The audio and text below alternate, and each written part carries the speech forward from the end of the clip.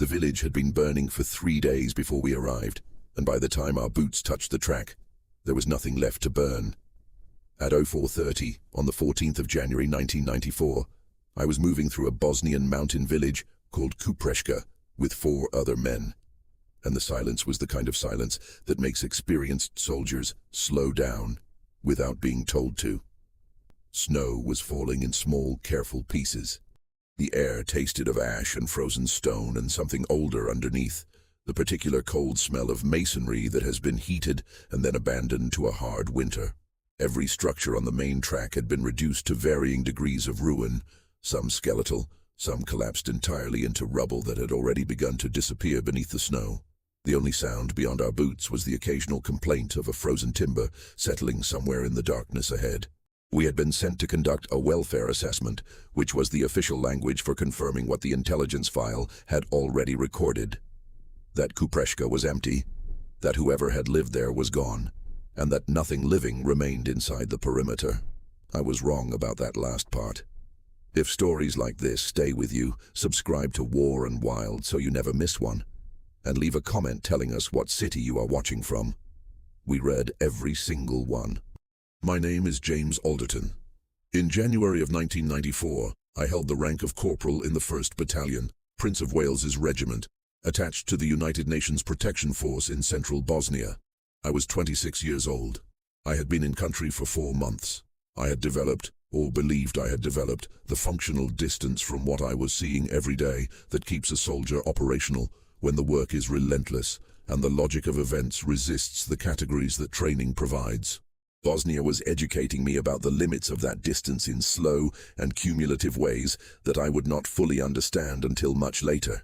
The conflict that had consumed the former Yugoslavia since 1991 had, by early 1994, arrived at a particular kind of brutality that was difficult to calibrate against anything in my military education. It was not a front-line conflict in the conventional sense. Lines moved, dissolved, and reappeared in different configurations within the same week. Villages did not change hands through engagements between formed units. They changed hands through the systematic removal of their populations, through the burning of what generations had built, through the deliberate erasure of what had made a place identifiable as home. Kupreshka had a population of 340 in the summer of 1993. The intelligence file allocated 4 pages to it. Those 4 pages contained a grid reference, a population figure, a date range for the displacement event, and nothing else. I had served under Sergeant Major David Prentice since arriving in country. He was a man who had compressed 2 decades of hard service into an economy of expression so severe that the absence of criticism from him functioned as the highest available praise. He had briefed the patrol at 03:30 with 11 words. Move in. Assess structures. Move out. Nothing in those 11 words addressed the possibility that anything inside the wire would require a decision that 11 words had not already covered.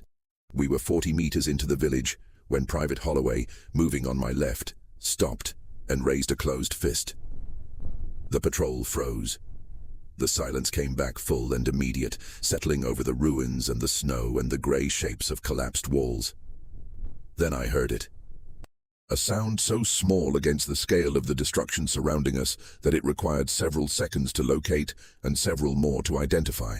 It was coming from beneath the collapsed outer wall of what had been a farmhouse, under perhaps 60 centimeters of limestone rubble and old timber, and it was continuous and faint, and completely out of place in a village that was supposed to be empty. It was neither mechanical nor human.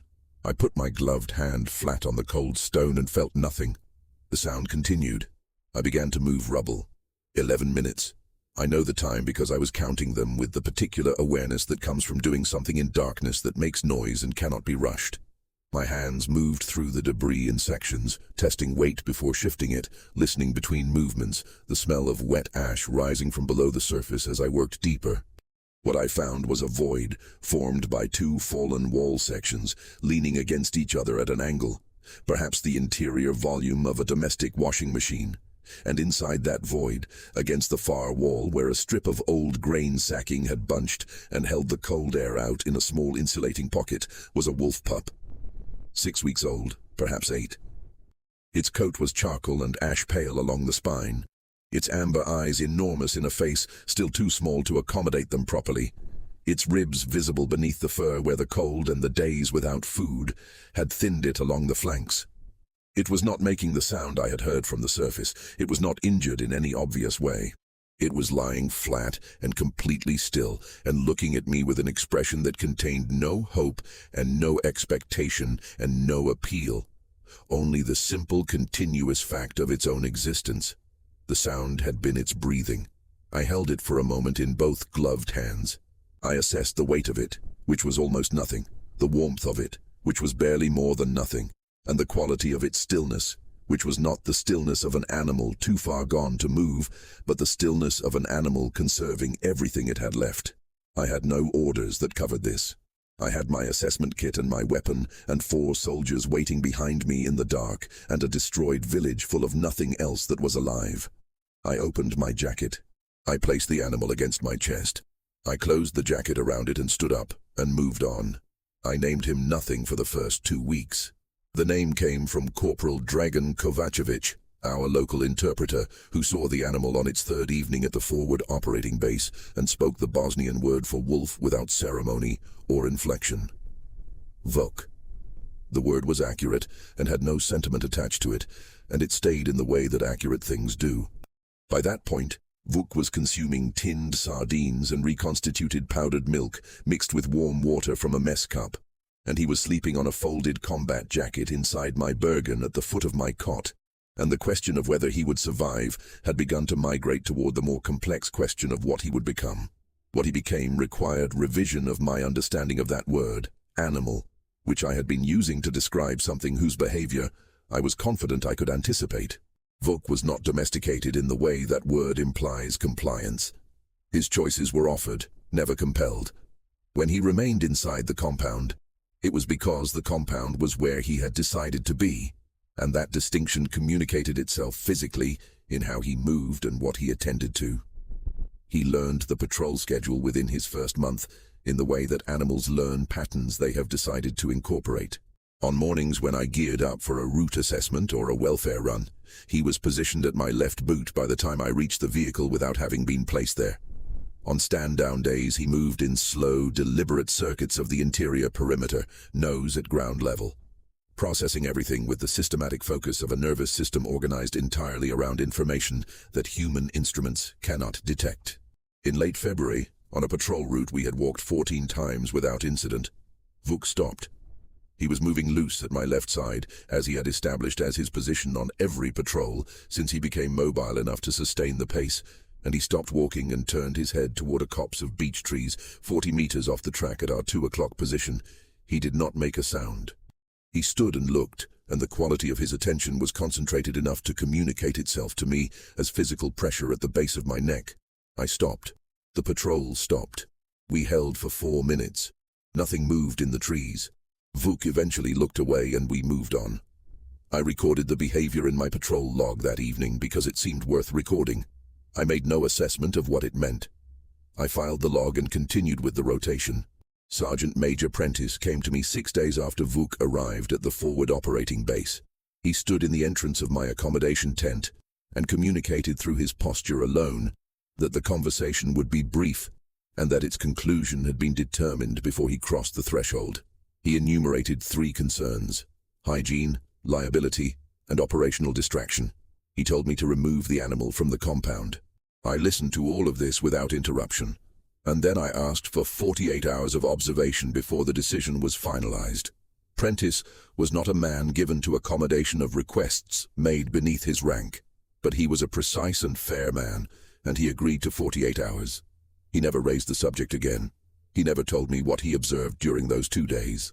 I did not ask him, because I understood from his silence that the 48 hours had answered a question he had not articulated, and that the answer had decided the matter in a direction he was not going to document. The orders came through on the 19th of March. The battalion was rotating back to the United Kingdom. 12 days.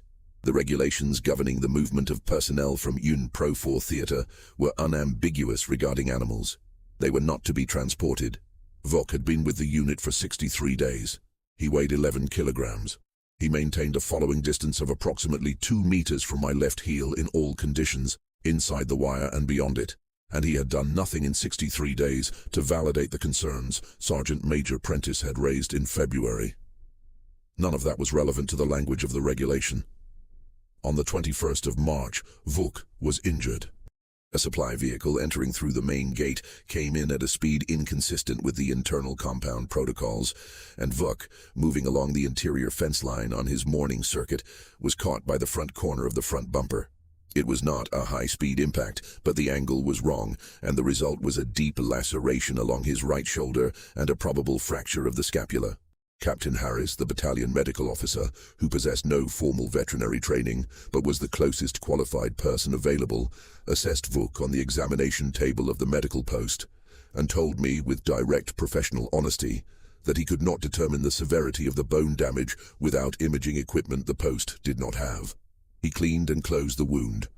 Vuk accepted the entire procedure flat on the table with his breathing measured and his amber eyes tracking between Harris and me continuously. He did not fight. He did not eat for 2 days afterward. He slept on the combat jacket at the foot of my cot and did not move from it until the 3rd morning. I submitted 3 written requests through the chain of command for exceptional authority to transport 1 non-standard unit animal on grounds of operational contribution. The first 2 received no response. The 3rd was returned with a single word written by hand in the remarks field. Denied. I had 9 days. Vuk could not be released into the terrain surrounding Vitez, which remained contested in sectors and would not support a sub-adult wolf with a healing shoulder laceration and no independent hunting experience. I had no contacts within Bosnian veterinary or wildlife services. I had no mechanism. I had no time. It was the first moment in the entire deployment that I thought I understood what it meant to be unable to effect an outcome that mattered. On the 26th of March, 7 days before transport was scheduled, I was reviewing my patrol logs from February when I found the entry about the beach cops and Vuk's behavior on the route assessment. I had written it and not returned to it. I cross-referenced the date of the entry, the 22nd of February. I pulled the intelligence summary for the 24th of February, 2 days later. An UNPROFOR engineering element conducting route clearance on the same track had located a buried, improvised explosive device command wire running from the tree line at a bearing and grid reference consistent with the 2 o'clock position where Vuk had stopped and held his attention. The device had been placed sometime during the week prior to our assessment patrol. It had not detonated only because the patrol element that would have passed the initiation point on the 22nd had been redirected to an alternate route that morning due to a vehicle fault. Our patrol had not been redirected. Our patrol had passed within 20 meters of the initiation point on foot. I sat with that for a long time. I read the coordinates a second time and then a third. The bearing was exact. The distance from the track to the tree line was 40 meters, which matched what I had written in the log. Vuk had detected the chemical signature of a buried explosive device from 40 meters on a cold February morning, moving at patrol pace, and he had communicated that detection in the only language he possessed, which was to stop and look and hold the attention of the animal that walked beside him. Reference literature on wolf olfaction, which I read for the first time that evening, indicates that a trained or untrained wolf can detect explosive compounds at distances exceeding 1 kilometer under favorable wind and temperature conditions. I had not known that in February. I knew it now, sitting in a tent in Vitez with Vuk lying across my feet with his shoulder in field dressing and his breathing slow against the canvas floor. I put the patrol log and the intelligence summary side by side on my cot. I left the tent. I walked across the compound to the operations room and knocked on the plywood partition of Sergeant Major Prentice's corner office. I placed both documents on his desk without saying anything. He read the patrol log. He read the intelligence summary. He read both of them a second time. He looked at his hands, which were folded on the desk in front of him. He looked at me. He told me to give him 24 hours. Sergeant Major Prentice had accumulated across 2 decades of service a network of institutional relationships that exist outside the formal channels of military bureaucracy and make certain things possible that regulations technically preclude. By the end of the 24-hour window, he had established contact with an officer in the Royal Army Veterinary Corps who was familiar with the exceptional processes governing animal welfare transfers from operational theater.